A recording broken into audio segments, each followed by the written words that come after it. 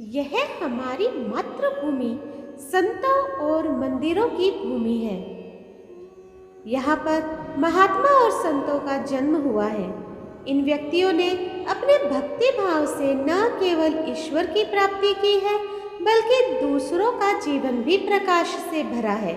नरसिंह मेहता ऐसे ही एक महान भक्त थे। नरसिंह मेहता का जन्म गुजरात राज्य में गिर पर्वत के पास जूनागढ़ नगर के एक ब्राह्मण परिवार में हुआ था। जब ये बहुत ही छोटे थे तभी इनके माता पिता का देहांत हो गया था। भक्त नरसिंह का बालपन। नरसिंह मेहता का पालन पोषण नरसिंह जी के बड़े भाई ने किया था। नरसिंह मेहता को साधुओं की सेवा करने में बड़ा आनंद आता था। उन्हीं साधुओं की सेवा करते करते नरसिंह जी ने भी सत्संग में भगवान की भक्ति शुरू कर दी। उनकी भाभी ने उनको कई बार इसके लिए ताने दिए। नरसिंह मेहता का विवाह भी बहुत छोटी आयु में माणिकबाई से करा दिया गया था। एक दिन नरसिंह जी की भाभी ने उन्हें खूब खरी खोटी सुनाई, क्योंकि वह घर देर से आए थे। यह अपमान वह सह नहीं पाए और उन्होंने अपने घर का ही त्याग कर दिया तथा वह गिर पर्वत के घने जंगल में कहीं चले गए। वहीं कहीं उन्हें एक शिवालय दिखाई दिया। नरसिंह जी वहीं रहने लगे और वहीं शिव जी की आराधना में लीन हो गए। फिर 7 दिनों बाद स्वयं भगवान शंकर ने उन्हें दर्शन दिए और कहा कि जो तुम्हारी इच्छा हो वो वरदान मांग लो।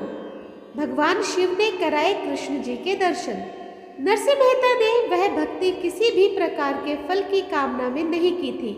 इसीलिए नरसिंह जी ने कहा, जो आपकी इच्छा हो वो मुझे दे दीजिए। उनके इस वचन से प्रसन्न होकर भगवान शिव उन्हें गोलोक ले गए।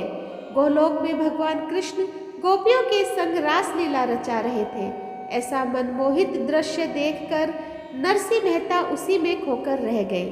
वह इस दृश्य को बिना पल के झपकाए देखते रह गए और भक्ति रस में लीन हो गए।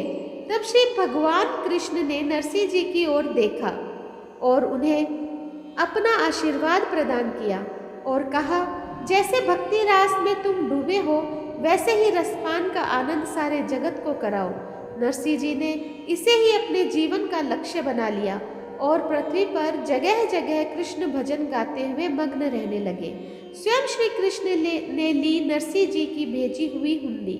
नरसिंह मेहता की ऐसी भक्ति से प्रेरित होकर बहुत से साधु संत उनके साथ भक्ति में लग गए, मगर कुछ लोगों को नरसिंह जी का प्रसिद्ध होना अच्छा नहीं लगता था। वह लोग नरसिंह जी को परेशान करने के लिए नए बहाने ढूंढते थे, परंतु नरसिंह जी उनकी बातों पर ध्यान नहीं दिया करते थे। एक समय द्वारिका जाने वाले यात्री जूनागढ़ आए। उन यात्रियों के पास कुछ धन रखा हुआ था, जिन्हें वे डाकुओं के भय से के कारण अपने पास नहीं रखना चाहते थे। इसलिए वे सब एक ऐसे साहूकार को ढूंढ रहे थे जो उस धन के बदले में एक हुंडी दे दे। उस समय हुंडी एक पत्र होता था। उस हुंडी में रकम और दूसरे सेठ का नाम लिखा होता था और हुंडी लिखने वाले की मोहर तथा हस्ताक्षर होते थे।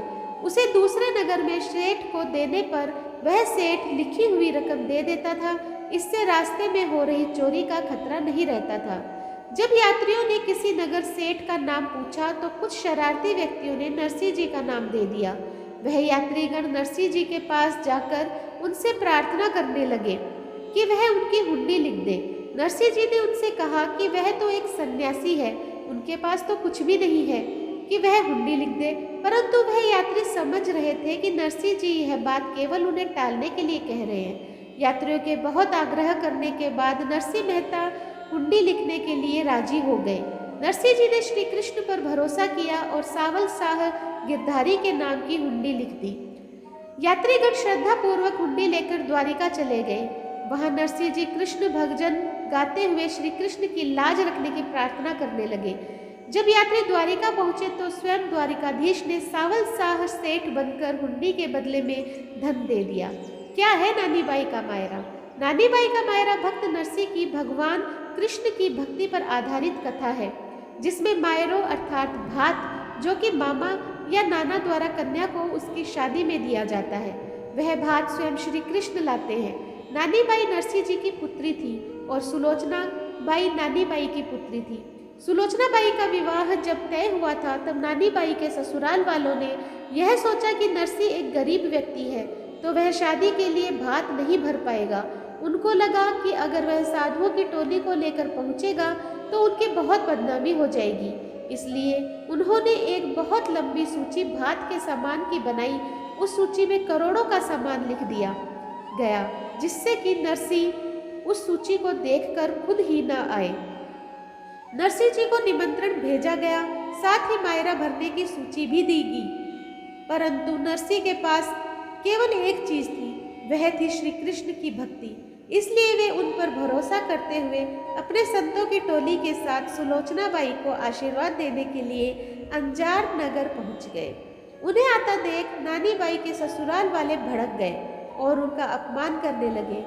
अपने इस अपमान से नरसी जी व्यथित हो गए और रोते हुए श्री कृष्ण को याद करने लगे। नानी बाई भी अपने पिता के इस अपमान को बर्दाश्त नहीं कर पाई और आत्महत्या करने दौड़ पड़ी। परंतु श्री कृष्ण ने नानी बाई को रोक दिया और उसे यह कहा कि कल वह स्वयं नरसी के साथ मायरा भरने के लिए आएंगे। 12 घंटे हुई स्वर्ण वर्षा। दूसरे दिन नानी बाई बड़ी ही उत्सुकता के साथ श्री कृष्ण और नरसी जी का इंतजार करने लगी और तभी सामने देखती है कि नरसी जी संतों की टोली और कृष्ण जी के साथ चले आ रहे हैं और उनके पीछे ऊंटों और घोड़ों की लंबी कतार आ रही है जिसमें सामान लदा हुआ है। दूर तक बैलगाड़ियां ही बैलगाड़ियां नजर आ रही है।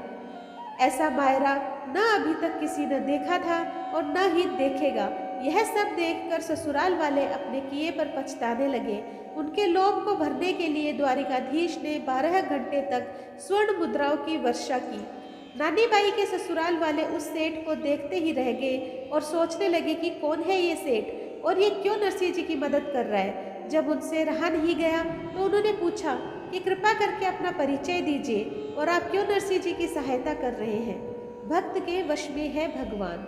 उनके इस प्रश्न के उत्तर में जो जवाब सेठ ने दिया वही इस कथा का संपूर्ण सार है तथा इस प्रसंग का केंद्र भी है।